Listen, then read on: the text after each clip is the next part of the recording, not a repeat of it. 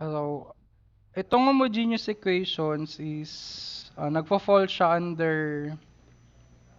yung mga equations na ginagamitan ng substitution method. Basic lang to, pagalingan lang sa algebra kasi magsa-substitute lang tayo. Pero i-define muna natin para pag sinabi nating homogeneous function kasi, 'di ba? Naalala nyo ba sa chemistry pag sinabi yung homogeneous mixture? 'Di ba yung kape pag tinimpla mo, pag natunaw ng totally yung kape at iisa lang yung phase ng substance after nung mixture, homogeneous siya. So kagaya din dito, iisa lang din yung tinatawag nating degree. So pag pinalitan ko ng tx and ty, yung bawat variable xy sa function ni f of xy, at na-factor out ko yung t raised to a certain degree na, or real number na alpha, ibig sabihin nun, homogeneous siya. Na ang degree is alpha. Kagaya nito, this is a homogeneous function. Kasi, pag pinalitan natin ng tx at saka ty, lahat ng variables ni x and y, so magiging tx cube plus ty cube. Loss of exponent, t cube x cube plus t cube y cube. Factor out t cube times x cube ay plus y cube. But what is this? This is actually yung mismong original function natin na f of xy. Yan. Kung naka-factor out ka ng certain ng t na merong exponent na real number at naiwan na factor out mo completely yung t, walang naiwan na t sa loob, at nang naiwan lang is yung original function na f of xy, ibig sabihin homogeneous yan. Yan lang yung pan-test natin kung homogeneous yung function o hindi. Ang degree nito is of course yung exponent ni t, 3. Okay. Pag sinabi naman nating homogeneous differential equation or homogeneous equation is ganito rin yung itsura niya. First order differential equation siya na may form na mdx at ndy. Tapos, si n at saka si x ay homogeneous functions na dapat parehas yung degree nilang dalawa. So, kung hindi parehas yung degree nila, hindi sila homogeneous. Okay, itetest mo both. Dapat si m at saka si n, itetest mo. Pag same sila ng degree, pag same na homogeneous, homogeneous yung differential equation natin. Ang kagandahan dito sa homogeneous differential equation is, gagawin mo lang siyang, magsasubstitute lang tayo ng certain, magle-let lang tayo, substitution, at kapag nag-substitute ka, ang magiging ending noon is magiging separable equation na yung kalalabasan niya. And then, syempre, naturo na sa atin, di ba, unang lesson, yung separable equations, mas madali na lang siyang isolve. So, ito yung method of solution natin. Walang kwenta ulit yung acronym niyan. Huwag nyo nang tignan. Number 1 is check for homogeneity. I-check mo kung homogeneous function or homogeneous equation ba yung given na first order differential equation. Kapag homogeneous siya, magsa-substitute na tayo ng y equals ux kung si n ang mas simple.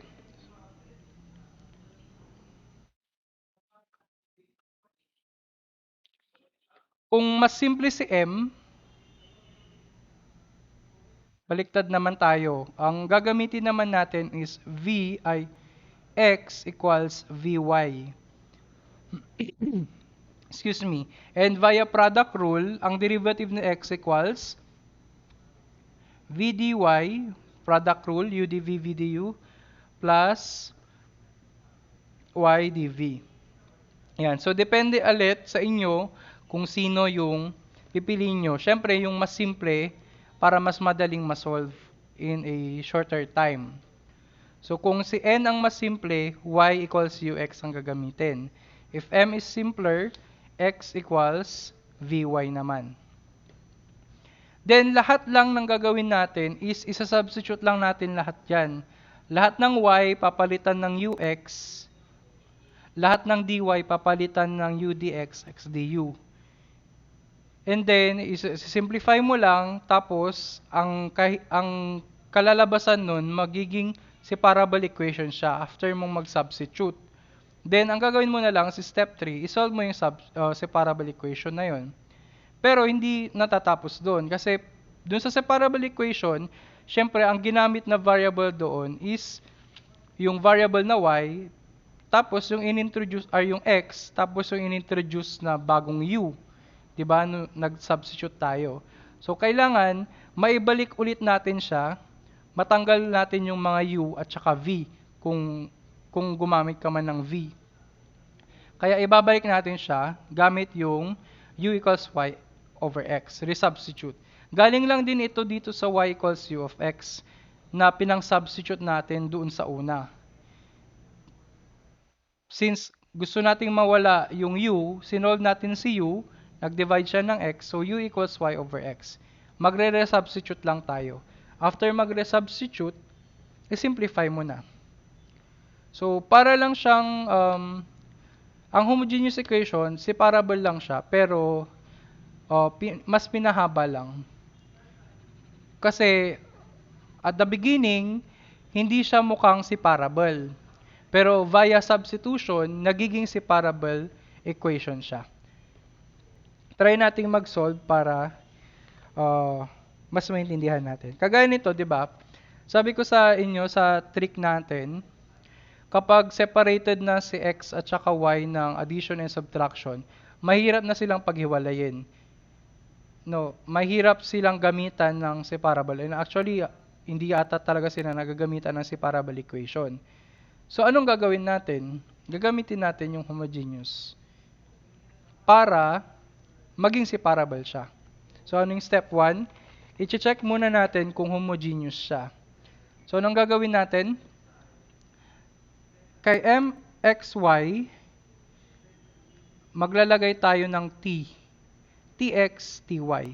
So, yung m natin, ganun pa rin kanina doon sa exact equations. Ito pa rin yung m, ito pa rin yung n. Yung m kasama pa rin ni dx, yung n kasama pa rin ni dy. Okay, to check, number 1 is check or test for homogeneity. Palitan mo ng tx at ty lahat ng x and y. Yung m natin is xy. So pag pinalitan natin ng tx, ty, magiging tx minus ty. And then, pwede mong i-factor out si t. At kung na-factor out mo si t, tapos naiwan yung original function na m, ibig sabihin homogeneous yan. Ang degree nito ay walang nakasulat, so ibig sabihin ang degree niya ay 1. So homogeneous si m, homogeneous function si m na may degree na 1. So dapat, para maging homogeneous differential equation, ganun din dapat si n. Homogeneous din dapat at meron din dapat siyang degree na 1. So, let's substitute tx, ty dun sa n. Since x lang yan, tx. At syempre, factor out mo yung t o di meron kang x, which is, ano yung x? This is the original function na n. So, homogeneous din yung function natin na n at ang kanyang degree is also 1 din. Ibig sabihin, yung buong first order differential equation na ito ay homogeneous or homogeneous equation. Dahil dyan, pwede na natin siyang isolve. Step number 2, magsa-substitution na tayo. So, kopyahin ko na siya dito ha.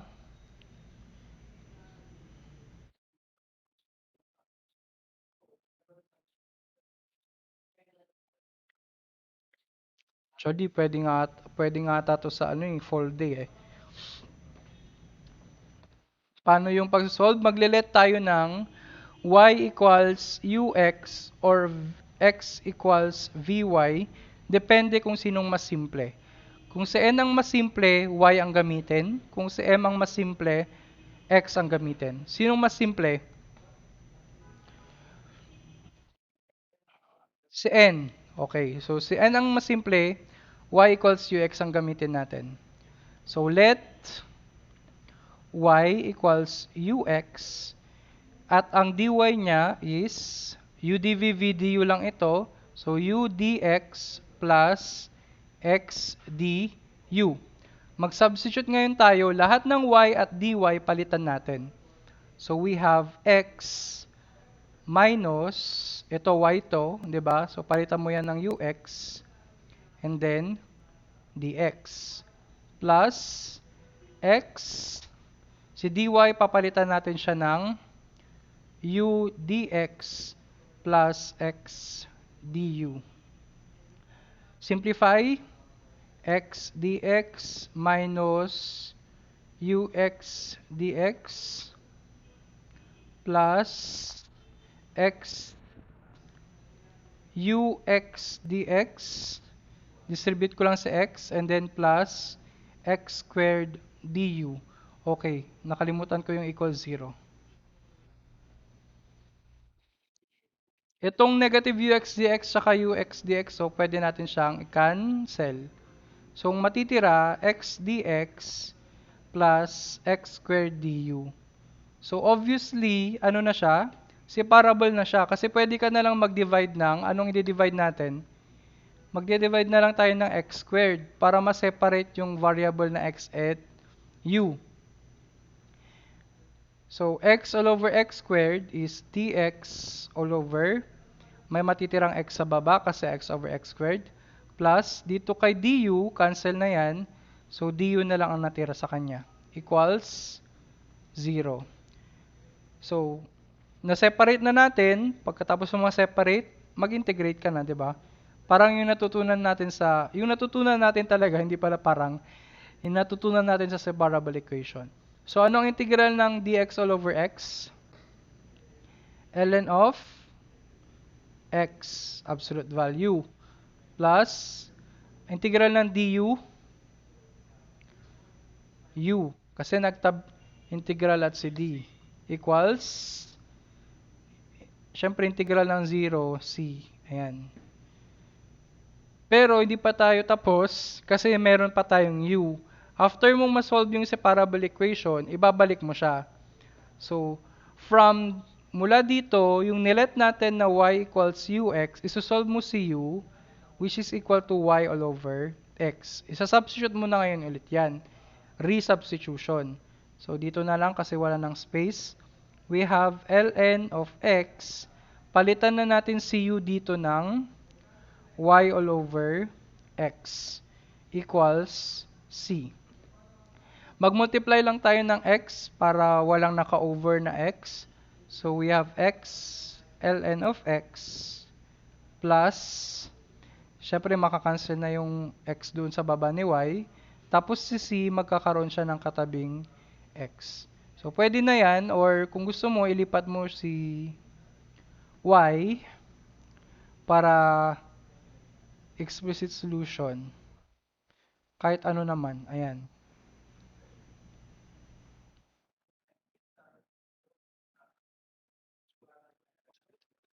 Ganun na siya. Dali lang, di ba? Question. May questions kayo?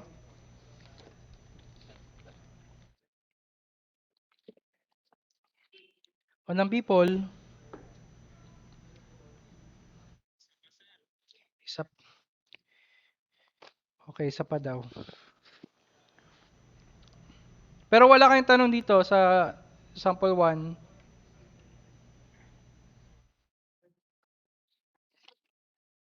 Okay. So, ito, number 9 siya na exercise 2.5. Check muna natin kung homogeneous.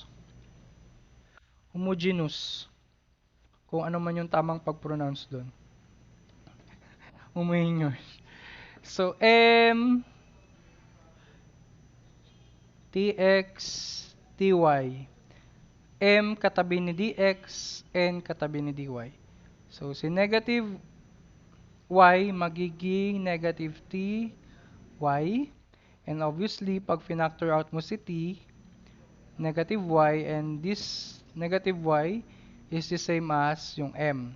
So, ang degree natin is 1. Homogeneous si m at ang degree niya ay 1. Dapat ganun din si n.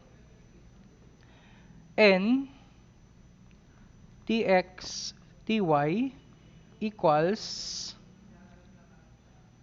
lahat ng x at y palitan ng tx ty. So, tx plus square root of, we have tx times ty.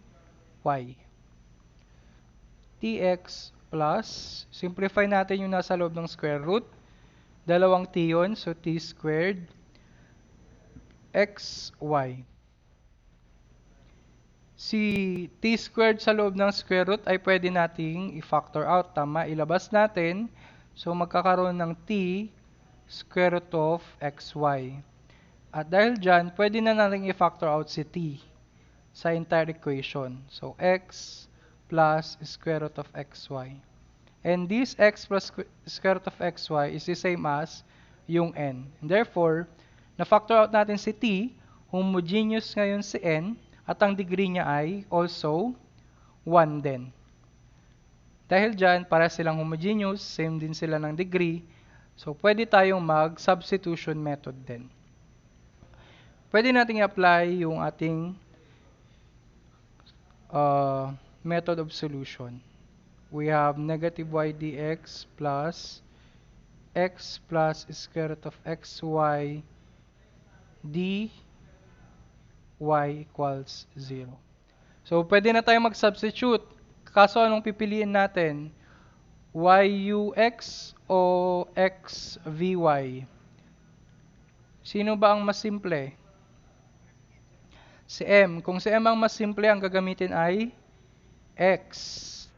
Let x equals vy and dx be equal to, derive nyo yung vy, v dy plus y dv.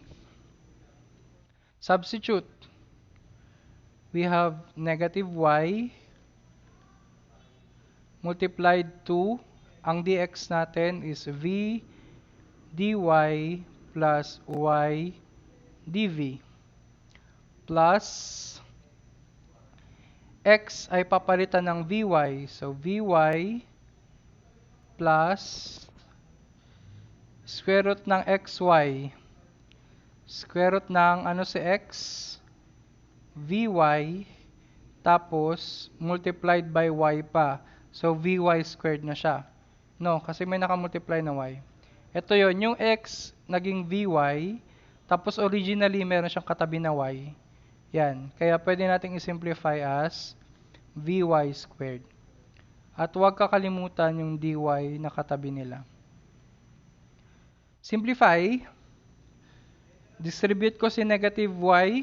So, we have negative vy dy minus y squared dv plus, distribute ko na rin si dy dito, vy dy plus, dito kay square root ng vy squared, si y squared na naka-square root ay pwede nating i-factor out as y square root ng v.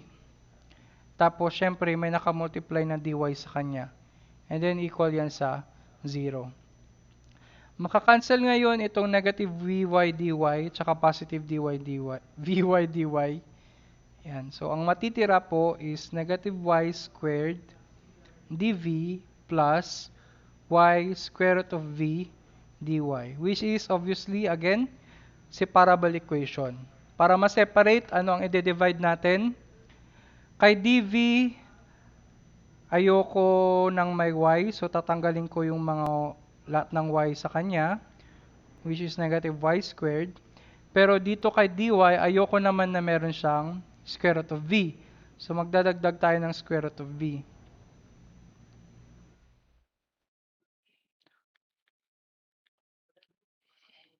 Positive na lang para ano. Ayan. Siyempre magde-divide ka rin sa zero, pero siyempre magiging zero lang din yun. Cancel ngayon itong y squared kay dv. Matitira is negative dv over square root of v plus cancel naman si square root of v kay dy. Matitira is y over y squared, or that is dy all over y equals 0. Yan, na-separate na natin yung variables. Pwede na tayong mag-integrate. So, anong integral ng negative dv all over square root of v? Hindi yan ln kasi si v ay may power ng 1/2. Pwede mo siyang i-rewrite as negative v raised to negative 1/2 dv. Tapos pag in-integrate mo siya, power rule, syempre mag-a-add ka ng 1 kay negative 1/2, so magiging positive 1/2 siya. So we have v raised to positive 1/2, tapos i-divide mo pa siya ng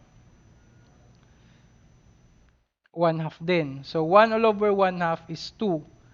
So pag reciprocate na natin, magiging negative 2 yung naka-multiply kay v raised to 1/2. Or yung v raised to 1/2 is also equal to square root of v. Yan, dinirekta ko na. Plus lny. Very good. Tapos, yan, nakalimutan ko na naman integrate c. Na-solve na natin yung yung separable equation na kinalabasan, pero kailangan pa nating mag-resubstitute. Dapat matanggal yung ibang variables, x and y lang. So, ibalik natin siya. Since ginamit natin is x equals vy, ibalik natin si x, solve natin si v, which is x all over y. So, lahat ng v, palitan natin ng x all over y. So, we have negative 2 times the square root of x all over y. Ito na yung v kanina. Pinalitan natin ng xy. Plus ln of, syempre may absolute value yung y, equals c.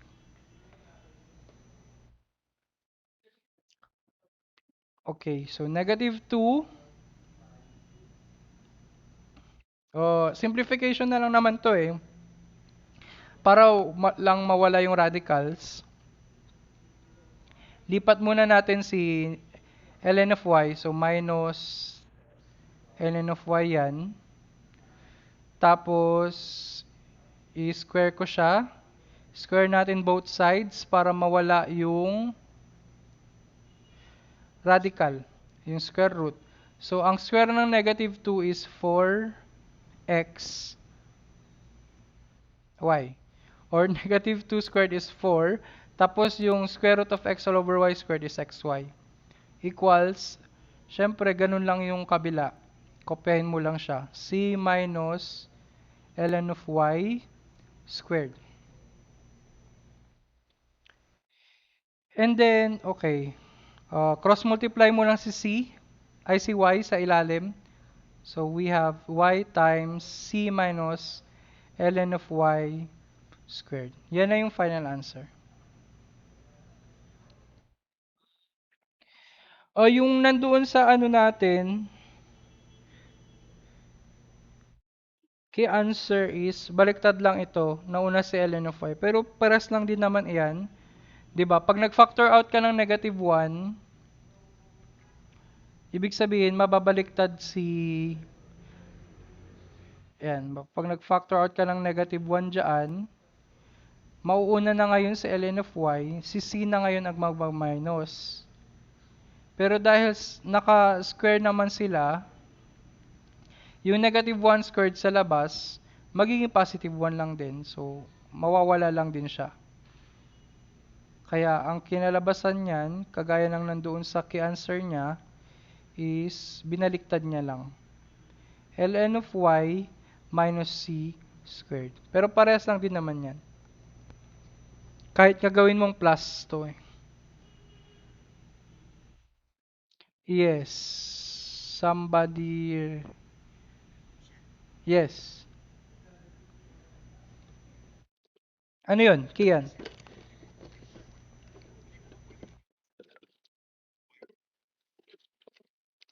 Ano yung pwedeng...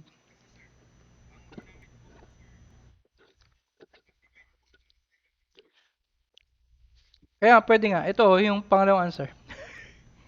Pwede siyang mabaliktad. A plus C din. Oh, yun nga din yung sabi ko, pangatlong point. Si negative C dito, pwede mo rin siyang gawing plus C kasi constant naman siya. Okay. Para-parehas naman yan, basta mapakita natin. Medyo tricky lang talaga si C, pero pag nakita natin yung solution na tama, kino-consider naman natin. Si C lang talaga dito yung pisti. Pisting yawa. Yung di yung piste.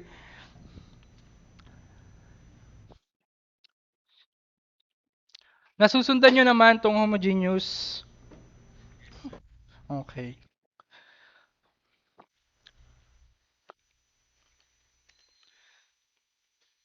Sige nga, isolve nyo nga tong number 11.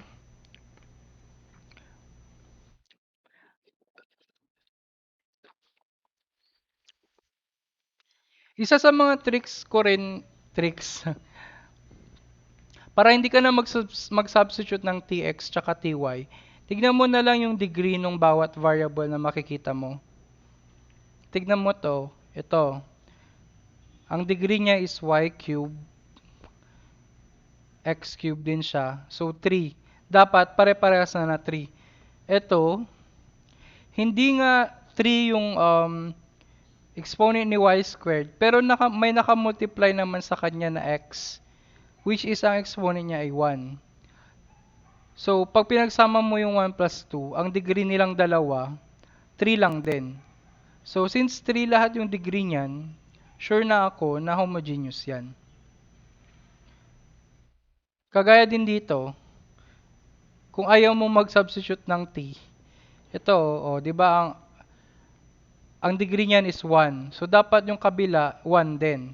So, si x, 1, walang problema. Ito, paano magiging 1 yung degree niyan?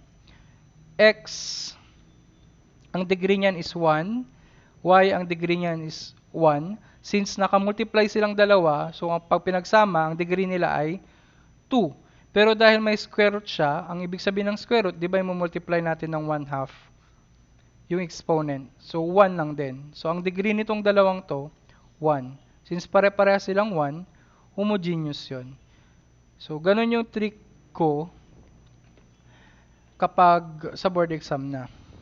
Kasi pabilisan na dyan eh. Para makita mo kung homogeneous siya o hindi. Kagaya nung kanina na pinakita ko dun sa, yung number 7, dun sa example natin kanina sa exact equations, not exact siya, pero alam ko na homogeneous siya. 'Di ba? Kasi nakita ko na makikita mo naman doon yung degree, bawat degree ng variable is pare-parehas. Bawat degree ng terms pala pare-parehas na I think 2. So ito, solve nyo.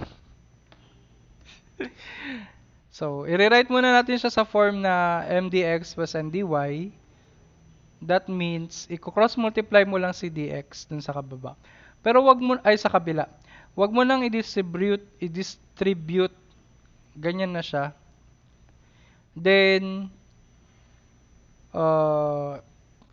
pagbalik rin natin, tapos, ililipat mo si dy, so magne-negative siya. Kasi di ba dapat magkasama sila, tapos equal yan sa 0. So, ito ang m, ito ang n. Obviously, homogeneous yan. So, mag-substitution na tayo. Sino ang mas simple? Si M o si N? Si N ang simple. So, anong substitution natin? Let y equals ux and dy be equal to u dx plus x du. So, itong equation na yan ay magiging si y ay papalitan natin ng ux. So, we have ux cube minus x cube dx minus x y squared. So ux squared dy u dx plus x du. Siyempre equal sa 0. Simplify at i-distribute natin yung dx. Itong ux quantity cube is u cube x cube. Tapos yung dx sa labas, kaya merong dx. And then we have minus x cube dx. Itong ux squared ay, sige dahan-dahanin natin, magiging u squared x squared. Tapos meron pa siyang x sa labas. So u squared x cube. And then i-multiply pa siya sa u dx plus x du equals 0. Kopyahin ko lang yung dati. And then i-distribute ko ngayon itong u, negative u squared x cube times u dx. So negative u cube x cube dx. And then dun sa pangalawa, negative u squared x raised to the fourth du equals 0. May makakancel dito yung u cube x cube dx. At ang matitira na lang po is negative x cube dx minus u squared x raised to 4 du equals 0, which is a variable separable ulit. Anong i-divide natin? Anong i-divide natin dito? Negative x. Hindi. Katabi na ni x si dx. Wala kang i-divide dito. Dito sa kabila, anong dapat i-divide ko? X raised to 4. So, ganun din yung i-divide natin dito. Ayan. Siyempre dito din. So, sa next page tayo, pero anong matitira na lang dito kay negative x cube? Negative na lang din yung i-divide natin. Ayan. Para mag-plus na siya. So, may matitira pang isang x sa ilalim ni dx. Kaya dx all over x sa una, plus sa pangalawa, mawawala lang si negative x raised to 4. Positive siya kasi negative yung binang-divide natin. So, u squared du equals, syempre 0 pa rin yan. Pwede na tayong mag-integrate. Integral ng dx over x, favorite, ln of x, plus integral ng u squared du. Power rule, u cube over 3 equals c. Pwede na tayong substitute na. Anong nilet natin kanina? Y equals ux. So, u equals y all over x. ln of x, actually, mag-multiply muna tayong 3.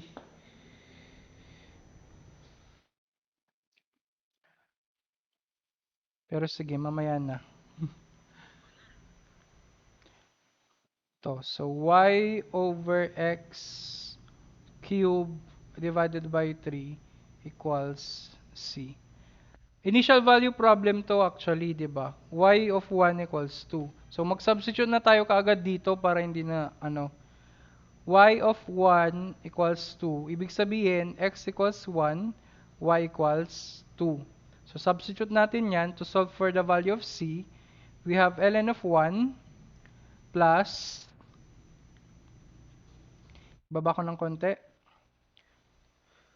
2 over 1, yung y over x, cube over 3 equals c. Ano ang ln of 1? 0. 2 over 1 is 2. 2 cube is 8. So 8 over 3 ito equals c. Ang c natin is 8 all over 3.